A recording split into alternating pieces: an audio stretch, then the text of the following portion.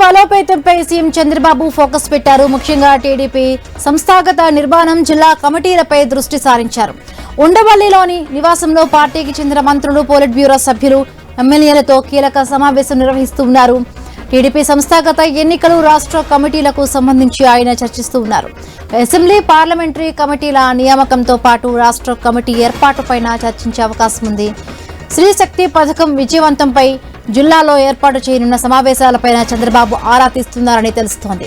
September 3న అనంతపురంలో super 6 super hit పేరుతో నిర్వహించే బహిరంగ సభ ఏర్పాట్లపై మంత్రులు, ఎమ్మెల్యేలకు ముఖ్యమంత్రి దిశానిర్దేశం చేస్తున్నారు. ఎమ్మెల్యేలపై వరుస వివాదాలకు సంబంధించి ప్రత్యేకంగా చర్చిస్తున్నారని తెలుస్తోంది.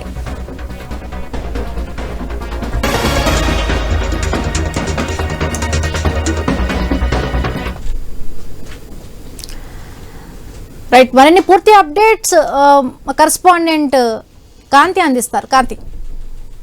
బిందు, ఏదైతే ఉండవల్లి చంద్రబాబు నివాసంలో టీడీపీకి సంబంధించినటువంటి ముఖ్య నేతలు, పోలిట్ బ్యూరో సభ్యులు, మంత్రులు, ఎమ్మెల్యేలతోటి సమావేశం కాసేపటి క్రితం ప్రారంభమైంది. పార్టీకి సంబంధించినంత వరకు కూడా ప్రధానంగా రాష్ట్ర కమిటీలు, పాలిట్ బ్యూరోలో మార్పులు ఏవైతే త్వరలో ఉండబోతున్నట్టో వాటికి సంబంధించినటువంటి చర్చ జరుగుతుంది. దాని తర్వాత రాష్ట్ర కమిటీకి ముందు జిల్లా స్థాయి కమిటీలకు సంబంధించి ఒక నిర్ణయం తీసుకుంటారు. 3 సభ్యులతోటి జిల్లాల కమిటీలు వేయబోతున్నారు. దీనికి సంబంధించినటువంటి చర్చ కూడా జరుగుతుంది. గతంలోనే జిల్లాకు సంబంధించినటువంటి ఎమ్మెల్యేలకు ఈ విషయం పైన చంద్రబాబు నాయుడు క్లారిటీ ఇచ్చారు. దానికి సంబంధించినటువంటి చర్చ ఈ రోజు జరిగేటువంటి సమావేశంలో తెలుస్తోంది. ఇక ప్రస్తుతం రాష్ట్ర వ్యాప్తంగా ఎమ్మెల్యేలకి సంబంధించినటువంటి వైఖరి పైన ఏదైతే చర్చ జరుగుతోందో, కొంతమంది ఎమ్మెల్యేలకు సంబంధించినటువంటి వరుస వివాదాల్లో ఇరుక్కోవడము, దీనికి సంబంధించి ఇప్పటికే సీఎం చంద్రబాబు నాయుడు సీరియస్ కూడా అవడం జరిగింది. అలాగే